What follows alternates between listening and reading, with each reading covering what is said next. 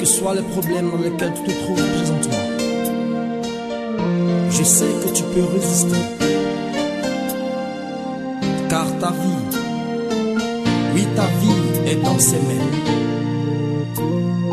Ne t'inquiète de rien et n'aie aucun... Psaume 68.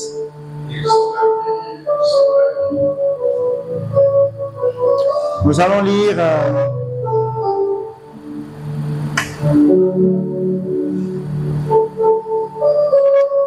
nous allons lire à partir du verset 21.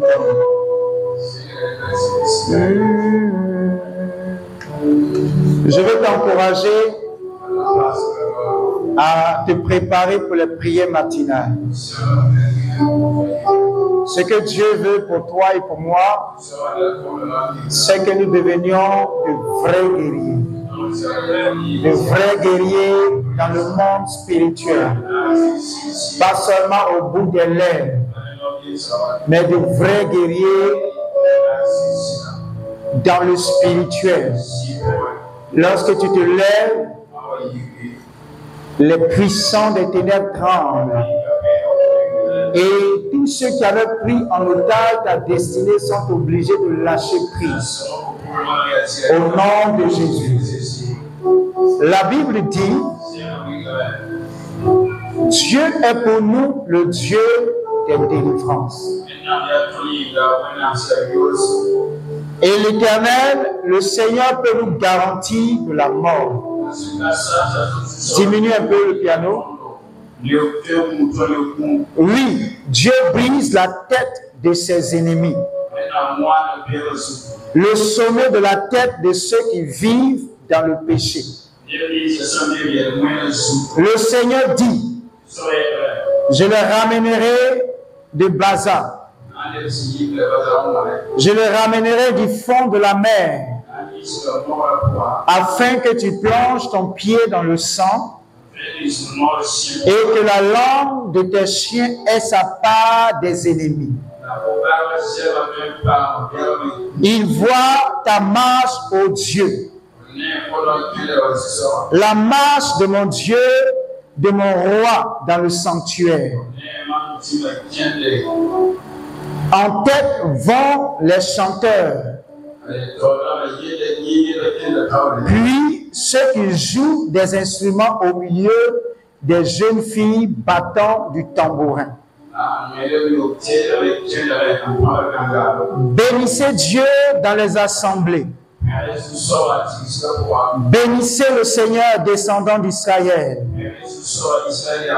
Là sont Benjamin, le plus jeune qui domine sur eux. Les chefs de Juda et leurs troupes. Les chefs de Zabulon, les chefs de Nephtali. Ton Dieu ordonne que tu sois puissant. Affermis, ô Dieu, ce que tu as fait pour nous. Amen. Prions le Seigneur. Éternel, ce matin, autour de ta parole, nous voulons demeurer. Dans ta parole, nous voulons résider. Nous te prions de venir à la lumière de ta parole, nous guider, nous instruire, nous reprendre et nous armer. Car la Bible dit, les temps dans lesquels nous sommes sont des mauvais temps. Et qui dit mauvais temps, parle également d'autorité et de puissance pour pouvoir résister et demeurer victorieux. Merci pour ta parole. Au nom de Jésus. Amen. Est-ce que tu peux acclamer le Seigneur?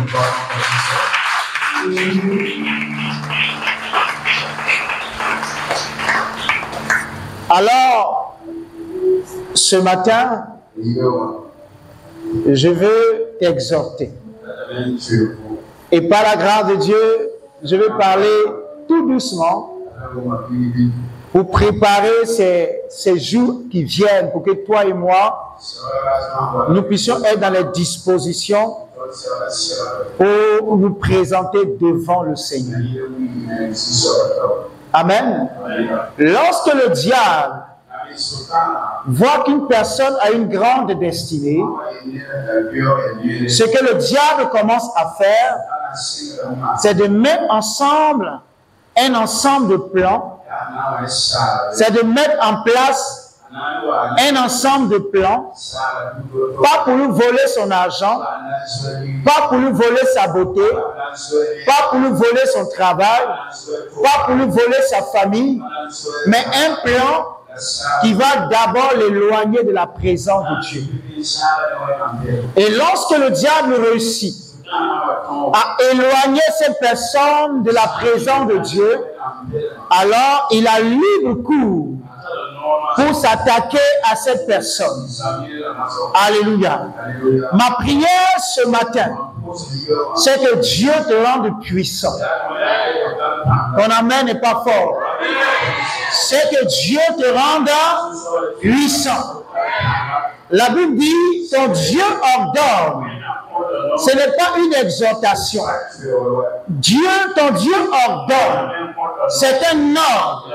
Et un ordre ne se discute pas. Un ordre s'exécute. Et je prie que Dieu te donne la force d'exécuter l'ordre de ton Dieu qui te demande de devenir puissant. Alléluia. Regardez un peu plus haut. La Bible dit que notre Dieu est le Dieu de délivrance. Et il peut nous garantir de quoi? De la mort. Alors que l'ennemi redoutable de l'homme, ce n'est pas le chômage, mais c'est la mort. Car quoi qu'on fasse, la mort est réelle et tous y passeront. Mais le plan de l'ennemi, c'est de faire de telle sorte que l'homme puisse mourir très tôt afin de ne pas accomplir sur la terre ce que Dieu a prévu. Alors le Dieu que nous servons est un Dieu qui peut nous garantir de la mort. C'est pourquoi déjà ce matin, s'il y avait une mort prématurée qui planait sur toi, je prie que Dieu te sorte de là, au nom de Jésus. Si depuis le début de ce mois d'octobre, tes pensées vont vers la mort, tes pensées sont orientées vers des accidents, vers le suicide, que le Dieu qui nous garantit de la mort te sorte de ces pensées, au nom de Jésus. Et même si une pensée te dit que toi tu ne diras pas sur la terre, je viens ce matin te dire que cette pensée qui t'annonce cela est une pensée mensongère et ne vient pas de Dieu au nom de Jésus. Car la Bible dit que le désir de Dieu, c'est que les années de ta vie soient comme les années des arbres. Et les années des arbres, que tu vives longtemps. Que quelqu'un dise amen. Vous savez, en Côte d'Ivoire, il y a une plante qu'on appelle l'EVA. Et ici même, je pense que les gens commencent à expérimenter. C'est ce qui produit le caoutchouc. Lorsque les planteurs mettent en terre cet arbre, les planteurs ont 7 ans pour commencer à manger le fruit de ce arbre. Et lorsque l'arbre commence à produire, c'est chaque mois que l'arbre donne son fruit. Que quelqu'un dise amen. Chaque mois, cet arbre donne de son fruit. Mais vous savez, au départ, certains parents ne voulaient pas planter cet arbre. Pourquoi? Parce que cet arbre faisait 7 ans avant de commencer à produire. Pendant ce temps, il y a 2 cultures en 6 mois, 7 mois qui commencent à récolter. Mais ce qu'il faut comprendre, tout ce qui commence à produire en 6 mois, 7 mois n'a pas une longue durée de vie. N'a pas une longue durée de vie. Si tu ne crois pas, prends des graines de tomates. Mais ça, tu peux faire une culture en sol. Je ne sais pas en combien de mois. tu commenceras à voir de la tomate. Mais la tige qui te donne les tomates n'a pas une longue durée de vie. Mais ce temps qu'on appelle l'EVA, il te prend 7 ans. 7 ans d'entretien, 7 ans de persévérance, 7 ans de dur labeur. Mais lorsque l'arbre commence à produire, tu deviens plus qu'un fonctionnaire. C'est pourquoi Dieu, depuis le début de la semaine dernière, m'a dit que très bientôt, tu commenceras à goûter au fruit de ta persévérance. Et le fruit de la persévérance, il est doux, il est délicieux. Et quand il arrive dans tes entrailles, il te donne la vie et te donne de bénir le Dieu en qui tu as placé ta confiance. Alléluia. Et bien aimé, ce arbre-là, il produit jusqu'à 50 ans. Et c'est à 50 ans, si tu le veux, tu la bats. Et tu plantes encore de jeunes plants pour 7 ans. Mais vous voyez, 50 ans, c'est une génération. Donc là, après 7 ans de travail, te permet de vivre, quand on fait 50 moins 7, les mathématiciens, 43 ans, tu vis à l'aise. Et vous allez voir que tous ceux qui ont ces plantations ne vont pas eux-mêmes au champ. Ils prennent des manœuvres. Ils sont au village. Ils se baladent. Et chaque mois, la banque fait le virement. Un cultivateur qui est viré chaque mois comme un fonctionnaire. Après 7 années de dur labeur. C'est pourquoi ces prières matinales, ça va être des moments difficiles. Mais je vois quelqu'un qui est fidèle. Quelqu'un qui va planter pendant ces matinées. Quelqu'un qui va se priver de son sommeil. Qui va braver la nuit. Qui va se lever. Et qui va venir après ces matinées. Je vois Dieu en train de te faire gagner ta vie pendant plus de 5 ans. Après toute une génération. Au nom de Jésus. Je prie que Dieu te donne la force de travailler. Et vous savez, lorsque nos parents ont eu ces plantations et qu'ils étaient à l'aise, la bénédiction a poussé plusieurs à des erreurs. Mais je veux croire que toi, lorsque Dieu te bénira, tu ne commettras pas d'erreur. Au nom de Jésus. Car la bénédiction de l'Éternel n'est suivie d'aucun chagrin. Et c'est la bénédiction de Dieu qui enrichit. Je veux t'encourager ce matin à prendre ces prières matinales très au sérieux. Toi qui avais du mal à prier le matin avant de sortir de la maison, l'occasion t'est donnée de venir prier. L'occasion t'est donnée de venir s'aimer. L'occasion t'est donnée de venir cultiver ton champ. L'occasion t'est donnée de venir parler à ta destinée. L'occasion t'est donnée de venir réveiller l'aurore, de venir parler à l'aurore, de venir parler à la journée. Au nom de Jésus. La Bible dit que Dieu nous garantit de la mort. Et vous savez, au verset 29, il dit Dieu m'ordonne que tu sois puissant. Mais regardez, avant que Dieu ne dise cela, il parle de quoi? De louange. Il parle d'assemblée. Qui a fait attention? Alors que nous sommes dans la loi. Dans la loi, les combats en général se faisaient avec l'épée. C'était des combats physiques. Mais malgré cela, la Bible dit que la loi est un pédagogue. La loi est un pédagogue qui nous conduit à l'évangile de Christ. Alléluia. Donc, sous la loi, c'était des batailles physiques. C'était des batailles corps à corps. Mais aujourd'hui, vous et moi, nous savons que notre ennemi premier n'est pas physique. mais il est spirituel. Et notre bataille aujourd'hui n'est pas une bataille de corps à corps, n'est pas une bataille physique, mais c'est une bataille spirituelle. C'est pourquoi l'apôtre Paul dit, toi et moi, nous n'avons pas à lutter contre la chair et le sang, mais c'est contre les principautés, les dominations, les esprits méchants dans les lieux célestes. Alléluia. Et en même temps, il nous donne les armes dont nous devons nous revêtir pour avoir la victoire. Que Dieu te révèle de toute l'armure spirituelle pour que tu sois victorieux au nom de Jésus. Que la victoire t'accompagne en cette fin d'année. Que la victoire nous accompagne en cette fin d'année. Que tous nos ennemis soient renversés. Renversés au nom de Jésus. Tous ceux qui complotent ou qui ont commencé à comploter contre toi et contre moi, qui veulent nous prendre en sacrifice en cette fin d'année, ou qui veulent prendre nos enfants en sacrifice en cette fin d'année, soit vaincu au nom de Jésus. Même celui qui se lève, s'il est le chef de la confrérie de ton village, je l'ai déclaré son échec. Je l'ai déclaré son échec.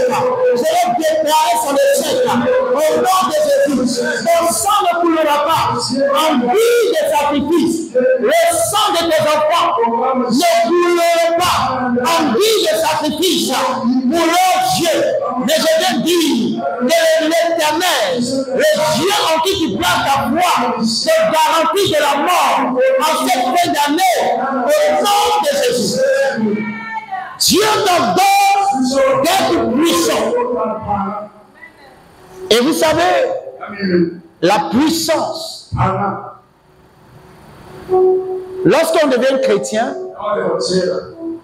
il y a, selon Jean chapitre 1, le verset 12 et 13, le pouvoir nous est donné de devenir enfants de Dieu. Chantal, viens filmer avec Roger. Viens. Roger, tu as eu une élève, viens.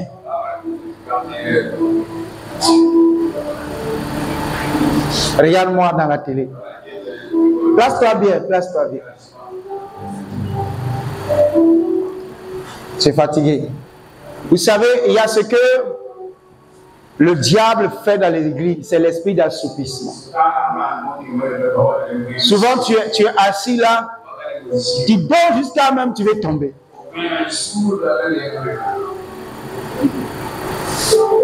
Il y a, je vous ai déjà dit, dans une veillée, il y a une sœur qui dormait.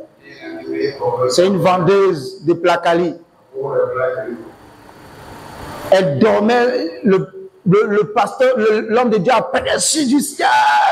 Le peuple s'est levé. Oui, c'est fait, il y a placali, venez. Elle est déconnectée. Il y a placali, moi c'est approchez. Le sommeil nous fait faire des choses terribles. Alléluia.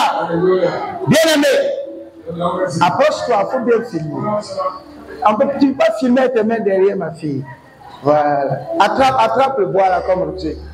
Attrape. Voilà. Il faut bien regarder. Gloire à Dieu. Vous savez, lorsqu'on donne notre vie à Jésus, la Bible dit la parole ou la lumière, Jésus donne le pouvoir de devenir qui? De devenir enfant de Dieu. Et lorsqu'on devient enfant de Dieu, la Bible dit que ce n'est pas par la volonté de la chair ni du sang, mais c'est par la volonté de Dieu. Et lorsqu'on devient enfant de Dieu, nous occupons une position. Ce n'est pas à négocier. C'est une position pour laquelle nous n'avons pas travaillé. Mais nous devenons enfants de Dieu. C'est comme par exemple Prodige. Prodige n'a rien fait pour devenir mon fils. Il a fait quoi? C'est pourquoi souvent même vous allez voir des enfants qui vont dire, papa, je ne t'ai pas demandé à venir au monde. C'est toi qui m'as donné la vie. Prends soin de moi. Amen. Donc Prodige ou Samuel, ou encore nos enfants ici, même nous n'avons rien fait pour être en vie. Tu sais comment tu as lutté pour être là? Non. Donc ça s'est passé de manière, c'est-à-dire sans ta volonté.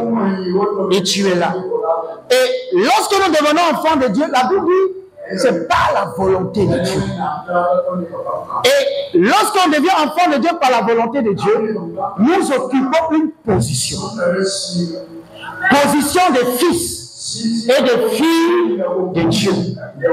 Alléluia. Mais regardez, Jean dit cela. Et pendant le ministère de Jésus, Jésus dit à ses disciples, vous recevrez une puissance.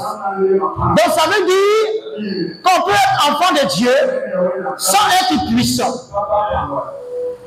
Donc devenir enfant de Dieu n'a rien à voir avec devenir puissant. C'est deux choses différentes. Donc on devient enfant de Dieu et la puissance s'acquiert. La puissance ne se donne pas, mais la puissance s'acquiert. On travaille pour devenir puissant. On ne travaille pas pour naître. On ne travaille pas pour devenir enfant de Dieu. C'est par la grâce. C'est un don de Dieu. La Bible dit que la foi est un don de Dieu, afin que personne ne se glorifie. Mais pour devenir puissant dans le spirituel et même dans la vie, chacun doit travailler. Chacun doit mener des actions pour occuper un rang de puissant. Tu peux être enfant, tu peux devenir enfant de Dieu, mais bien aimé, et avoir la puissance de Dieu, avoir l'autorité de Dieu, c'est une autre affaire. Je ne sais pas si quelqu'un me comprend. La Bible dit, Jésus dit, ne quittez pas Jérusalem. C'est vrai, vous m'avez suivi, mais vous n'êtes pas encore puissant.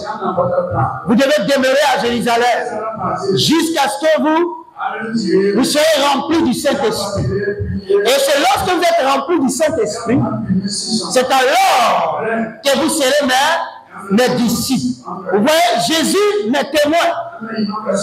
Jésus veut que ces témoins soient puissants. Jésus n'a pas besoin de témoins flegmatiques, de témoins faibles, de témoins dépourvus de puissance.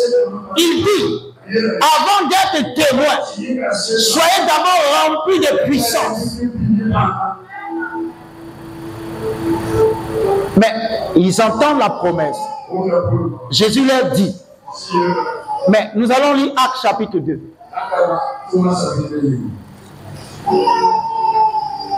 On va finir tout à l'heure.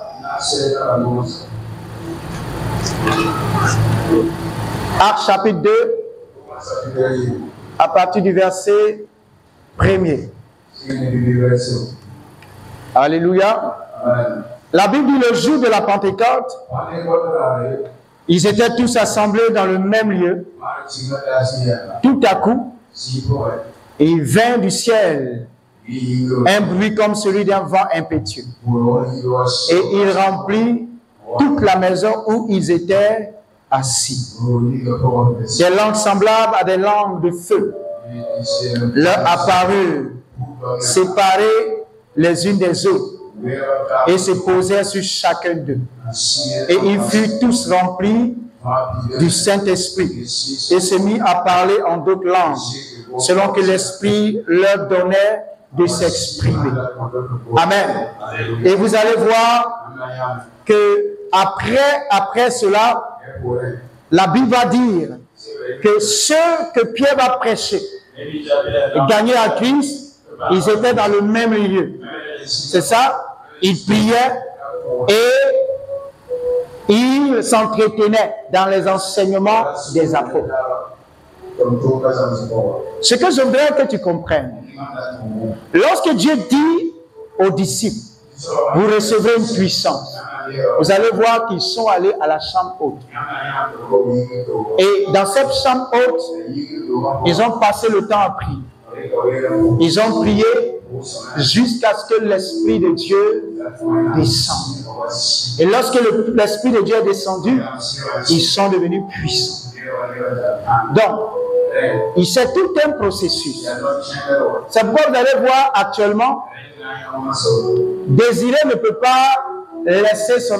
Vous savez, souvent, il y a des choses qu'on ne comprend pas quand on est enfant de Dieu. On dit non, quand j'étais un nouveau chrétien, quand je prie un peu seulement, Dieu exauce. Qui a expérimenté ça? Il faut lever ta main là. Ah, quand tu dis, hein, ça y est là. Oh, ça y est là. Mais quand tu commences à grandir, tu fais semblant de te à rien. Rien du tout. Je vais vous expliquer le mystère. Vous savez, le bébé de Désiré actuellement, Désiré fait tout pour que le bébé ne soit pas seul. Désiré, tu peux laisser, rappelle-moi son nom encore. Jéred. Bon, vous savez, nous, on est vieux, et puis maintenant, on habite parmi les Mossi. Donc, c'est difficile de retenir les noms compliqués. GL. Ah, bon, il faut que j'écrive ça pour répéter. Les parents de... Bon. GL feront tout pour que GL ne soit pas seul. Et vous allez voir que quand il sent que sa mère s'éloigne, il commence à crier. La maman est obligée de revenir. Ou même si elle faisait quelque chose, elle laisse. Et elle vient s'occuper de lui. Le père, c'est pareil. Mais vous allez voir quand il va commencer à prendre de l'âge, on va le prendre un matin et le déposer à l'école. Va à l'école. Il pleure et puis la maman donne deux. Elle s'en va. Qui a déjà expérimenté ça? Ah oui. À ce moment, la femme va dire, mais la vie est dure. Mais qu'est-ce qui se passe? Avant, quand je criais un peu, maman me prenait, papa me prenait. Aujourd'hui même, je crie. Il est là, il ne me prend pas. Et il me laisse entre les mains d'étrangères ou d'étrangers. Est-ce que mon père ou ma mère ne m'aime plus? Je pense que les parents ont la réponse ce matin. Est-ce parce que tu laisses ton fils toute la journée, quelque part, que ça veut dire que tu ne l'aimes pas? Non, tu le fais passer à un autre niveau de la vie. Alléluia. Mais ceux qui n'ont pas ce mystère, qui ne comprennent pas ce mystère, c'est pourquoi souvent vous allez prier et voir, vous n'avez plus les mêmes nyami. Hein? Avant, quand tu pries un peu, tu as la chair de poule. Ah, est-ce que tu peux acclamer le Seigneur? Quand tu pries un peu, tu as la chair de poule. De ta tête jusqu'à tes pieds. Tu trembles sur toi. Et tu sais que Dieu est là. Tu sens que l'Esprit de Dieu est là. Tu commences à parler. Tu commences à dire des prières. Toi-même tu es surpris. Tu dis, mais d'où me vient tout ce vocabulaire? C'est le Saint-Esprit. Mais maintenant quand tu rentres, tu veux dire même Seigneur bénis mon papa, tu dis Seigneur bénis ma papa. Bénis ma papa Seigneur. Quand tu pars, comme quand tu sors de la présence de Dieu, tu es surpris de ton maniement même du français. Tu dis waouh, mais je m'exprime bien.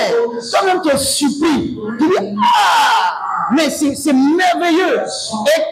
Et tu es content.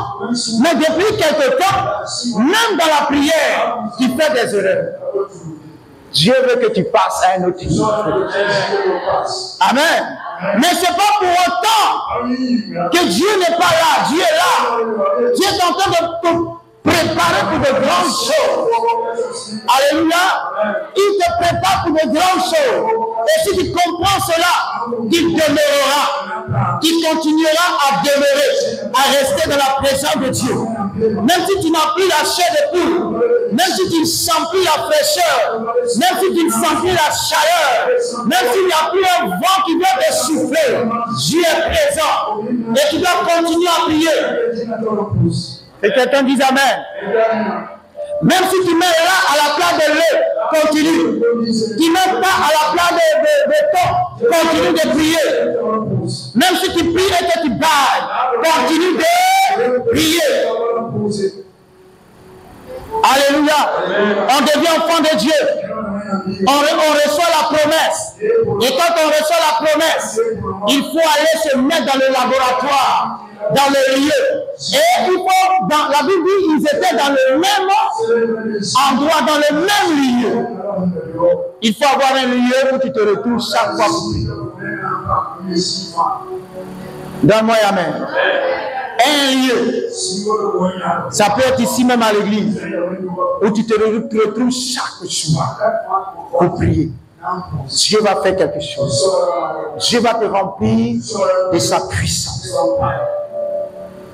La prière, on est de nouveau, on reçoit les promesses et pour entrer dans les promesses, il faut entrer en communion avec le Fils par la prière. Et lorsque tu commences à prier régulièrement, tu vas recevoir la puissance de Dieu. Et c'est cette puissance de Dieu qui va te donner d'avoir l'autorité. Et l'autorité, c'est elle qui va te donner de commander aux démons. Et les démons s'éloignent de toi. Car, je vous le dis en vérité, il y a des... Vous savez, les démons n'ont pas peur des enfants de Dieu. C'est faux? Les démons n'ont pas peur des enfants de Dieu. Tu peux être choqué, mais c'est vrai. Qui nous a rendus fils de Dieu? Jésus. Est-ce que Satan a eu peur de Jésus? Satan est allé même voir Jésus et a dit à Jésus, si tu es vraiment le Fils de Dieu, fais ceci, fais cela. Si tu te prosternes devant moi, je te donnerai toute cette gloire. Si Satan n'a pas eu peur de Jésus, il pense que c'est de toi que Satan aura peur? Non. Mais ce qui a donné à Jésus de vaincre Satan, c'est l'autorité qu'il avait. Et ce qui était encore intéressant, c'est que Jésus était dans un moment particulier et Satan est venu le tenter. Jésus était dans un moment de jeûne. Et lorsque le diable est arrivé, Jésus l'a écouté et il lui a dit, arrière de moi, éloigne-toi de moi, éloigne-toi. Bien-aimé, si nous demeurons dans la prière, nous recevrons la puissance. Ce n'est pas un débat. Dis à quelqu'un, ce n'est pas un débat. Si nous demeurons dans la prière régulière, la prière qui se fait de manière continue, nous recevrons la puissance. Tu dis pas amen. C'est pourquoi l'ennemi te donne hors de la prière pour que tu puisses seulement dire j'ai reçu ceci. Mais si tu n'entres pas dans la prière, dans la présence de Dieu, tu n'auras pas l'autorité. Et quand tu n'as pas l'autorité, le diable vient, il te braque. Et il prend ce qu'il veut, il s'en va. Est-ce que quelqu'un veut être puissant? Est-ce que quelqu'un veut être puissant? Je vais t'inviter à entrer dans la prière. Je vais t'inviter à te discipliner et à commencer à prier. Je ne parle pas de prier lundi et attendre de venir prier jeudi. Non. Je veux des gens qui prient lundi, qui prient mardi, qui prient mercredi, qui prient jeudi, qui prient vendredi, qui prient samedi et qui prient dimanche. Et qui prient pendant des heures, qui prient longtemps au nom de Jésus. Alors bien aimé, si tu le fais, tu seras puissant. Si tu le fais, les démons ne pourront pas te toucher. Et même quand tu viendras, quand tu vas ordonner, ils seront obligés de dégager. Regardez, pendant le ministère de Paul, la Bible dit qu'ils sont arrivés dans une ville et il y a une femme possédée d'un esprit de python qui se lève le matin. La dame, elle voit Paul et ses compagnons. Ces hommes sont des saints hommes de Dieu. Écoutez-les. C'était son travail tous les jours. Vous savez, lorsqu'on n'est pas puissant, le diable peut nous distraire. Car ce que la femme faisait, c'était de la distraction. Et c'était dans l'esprit également de conduire ces apôtres-là dans l'orgueil. Pour que ces hommes-là commencent à se prendre la tête pour dire, voici ce que nous sommes, pour se glorifier. Mais l'apôtre Paul, qui était rempli de la puissance de Dieu, a discerné cet esprit et a compris que le Saint-Esprit n'a pas besoin de chanter comme un perroquet et de dire, non, tu es un saint homme de Dieu. Vous savez, arrivé à un certain moment, lorsque tu veux que chaque jour, on commence à faire tes éloges, fais attention. C'est un esprit de python qui veut te distraire. Quand arrivé à un certain moment, il veut que chaque jour, on étale tes qualités, on étale tout ce que tu fais. Attention, tu risques de te laisser distraire. L'apôtre Paul a discerné l'activité de cet esprit de puissance. Et vous savez, lorsque nous sommes remplis de l'esprit de Dieu, de la puissance de Dieu, vous savez, c'est ce que Jésus a dit. Vous ferez de plus grandes choses. Jésus n'avait jamais parlé d'esprit de python. Dans les enseignements de Jésus qui a vu l'esprit de python. Mais c'est l'apôtre Paul qui a regardé et qui a dit, ça c'est un esprit de python. Lorsqu'on est rempli de la puissance de Dieu, il y a de nouvelles révélations qui viennent. Et vous savez, à partir de cette déclaration de Paul, les ministères qui s'est créé dans l'église, qu'on appelle la démonono. Je suis devenu une motion. Excusez-moi, mes parents. De quoi? Démonologie. Ils étudient les démons. On dit ça, c'est sirène des eaux. Ça, c'est l'esprit guerrier. Ça, c'est l'esprit humain. Ça, c'est l'esprit d'impureté sexuelle. Ça, c'est l'esprit d'adultère.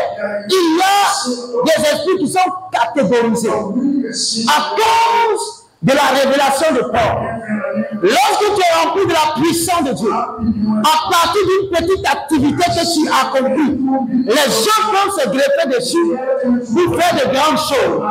Je prie que la puissance de Dieu se manifeste en toi et que tu aies la capacité d'envoyer de nouvelles révélations et qu'à partir de ces révélations, des hommes, des femmes puissent se greffer pour accomplir de grandes choses.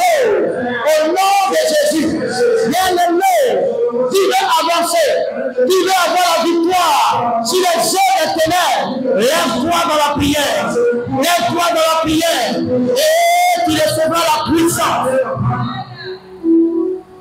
Dieu ordonne que tu sois puissant.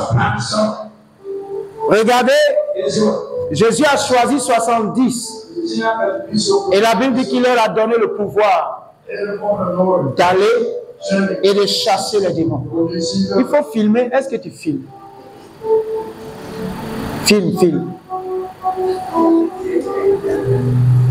Jésus leur a donné le pouvoir d'aller, de chasser les démons et de guérir les malades. Ils sont allés, ils sont revenus. Jésus leur a donné de goûter pour voir. Et maintenant, pour demeurer dans la continuité, ils doivent aller dans la chambre haute. Vous savez, quand on est nouveau chrétien, il y a des choses que Dieu nous donne d'accomplir. Par grâce. Par grâce. Maintenant, pour la continuité, il faut rechercher la présence de Dieu. Il faut rechercher la puissance de Dieu. Vous savez, il y a des gens qui disent il est chrétien et les sorciers l'ont tué. Qui a déjà entendu ça? Ou bien les gens posent la question, est-ce que les sorciers peuvent tuer un chrétien? Quelqu'un s'est déjà posé cette question? Un chrétien qui ne prie pas, va être manipulé par la sorcellerie. Tu es chrétien. Si tu veux même sois le plus vieux diacre de l'église, ou bien le premier pasteur de ta famille, si tu n'as pas une vie de prière, les démons vont se lever un jour pour dire tu es le plus grand pasteur de la famille. En dehors de toi, il n'y a pas un homme. Oh, tu es le plus grand. Quand tu parles, tout le monde t'écoute. Et ta tête maintenant se gonfle. Et quand tu te gonfles, tu commences à faire des choses qui ne glorifient pas Dieu. Tu ouvres des portes. Et le diable peut entrer. C'est pourquoi Jésus dit résister au diable. Et il fera quoi? Il s'enfuira. Comment est-ce qu'on peut résister au diable? C'est pas la prière. Amen. Amen. Lorsque le diable vient, il te dit fais ceci. C'est dans la prière que tu le résistes. Il n'y a pas une autre manière de résister au diable. Il y a des gens, vous savez, il y a des chrétiens nés de nouveau qui aiment le Seigneur, qui font leurs efforts pour ne pas vivre dans le péché, mais qui manquent également de puissance. Lorsque tu es chrétien, même si tu médites et que tu ne pries pas, tu manqueras de puissance. Je ne sais pas si je parle à quelqu'un. Parce que dans la parole que tu médites là, c'est elle qui te dit. Elle te dit quoi? Par rapport à la prière. Dans le livre 1 Thessaloniciens 5. Qui connaît ce passage? Ou bien vous voulez qu'on lise? Maxwell, lis pour nous.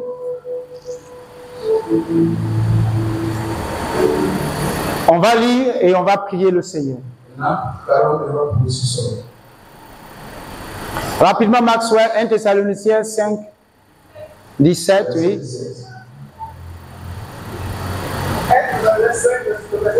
Oui.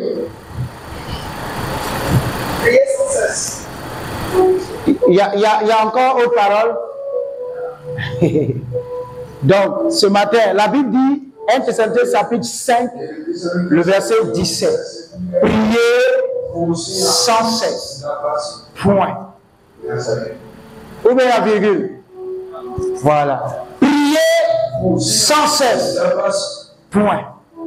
Mais vous savez, le diable est venu mettre une virgule à ce verset. Priez sans cesse. Virgule. Mais si tu es fatigué, tu peux laisser tomber. Mais si tu dois laver les assiettes, tu peux laisser tomber. Si ta copine vient pour que vous causiez, tu peux laisser tomber. Si tu dois aller te promener, tu peux laisser tomber. Si tu as un travail, il faut le faire d'abord. Laisse tomber. Priez sans cesse. Point. Il n'y a pas de virgule. Il n'y a pas d'excuses qui tiennent. Que le Seigneur nous donne d'ôter toutes les excuses de nos vies. Dis Amen. Toutes les excuses pour ne pas prier. Dégage de nos vies au nom de Jésus. Toutes les excuses pour ne pas devenir puissants. Dégage de nos vies au nom de Jésus. Priez sans cesse. Donc tu ne peux pas dire que toi tu médites la parole et tu n'as pas une vie de prière. Alors que la Bible dit, vous serez heureux, vous qui connaissez ces choses, pourvu que vous les pratiquiez. Donc si tu lis la Bible, vous connaissez des versets, vous connaissez des passages, vous développez des arguments, et qu'il y a des éléments que tu sautes, c'est à ton propre malheur. C'est à notre propre malheur que Dieu nous aide. Dieu méditer, c'est bon. Mais accompagne la méditation à la prière. Lève-toi et prie. Lève-toi, parle à Dieu pour toi-même. Depuis quelque temps, nous sommes en train de voir ce qui peut empêcher nos prières d'être exaucées. Mais ce matin, je reviens pour dire que la volonté de Dieu, c'est que toi et moi, nous devenions puissants. Car ce que je voulais dire, avec vous savez, quand on est de nouveau, il y a des anges qui viennent s'occuper de nous. Des anges pour les nouveaux chrétiens. Mais quand tu commences à grandir, on enlève ces anges pour les envoyer à d'autres nouveaux convertis. Je ne sais pas si quelqu'un me suit. Toi-même, tu dois maintenant travailler pour que les anges viennent autour de toi. C'est pourquoi lorsque Daniel a commencé à prier, un ange a été dépêché depuis le ciel pour venir vers lui. Je ne sais pas si quelqu'un comprend mon message. Il y a des hommes dédiés aux nouveaux chrétiens.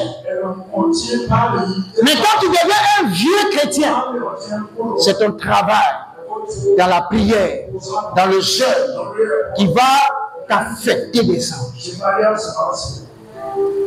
Si tu comptes sur tes anges de la nouvelle conversion, tu seras malmené par des démons.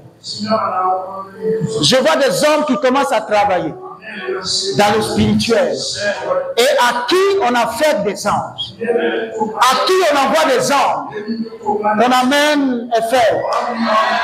Oui, le ministère angélique devient réel dans ta vie parce que tu as compris la nécessité de devenir puissant. Bon, je prends même un exemple. Je vais terminer avec ça. Dans le pays, là, il y a combien de militaires? Il y en a beaucoup. Bon, c'est vrai que nous sommes dans une situation d'exception. Les terroristes nous fatiguent. Donc, la plupart de nos soldats sont au front.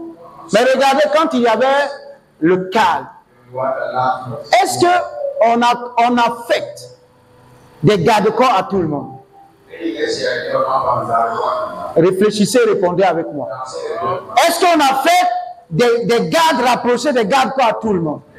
C'est lorsque dans le pays, tu deviens une autorité, qu'on t'envoie des soldats pour te protéger.